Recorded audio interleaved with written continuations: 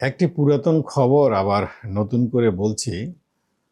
২০২৪ সালের ৫ই আগস্টের আগে থেকে যে ৩৬ দিনের গণ-অভ্যুত্থানের যে আন্দোলন হয়েছিল, সে আন্দোলনে আপনারা সবাই জানেন কমবেশি প্রায় ১৪০০ লোকের মৃত্যু হয়েছিল এবং ৩০,০০০ মানুষ পঙ্গুত্ব বরণ করেছিল।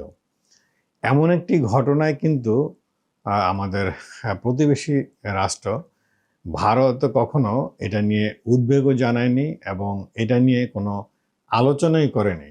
এ সংক্রান্ত ব্যাপারে কখনো কোনো ব্যাপারে আলোচনা করেনি। হোয়ারাস আমাদের উত্তরায় মাইলস্টোন স্কুল অ্যান্ড কলেজে যে অপ্রত্যাশিত দুর্ঘটনাটি ঘটেছিল, সেই দুর্ঘটনায় কিন্তু তারা খুব উদ্বেগ জানিয়েছে এবং সেই দুর্ঘটনায় যারা আহত হয়েছিলেন তাদেরকে চিকিৎসা দেওয়ার জন্য কিন্তু একটি চিকিৎসক টিম তারা পাঠিয়েছিলেন।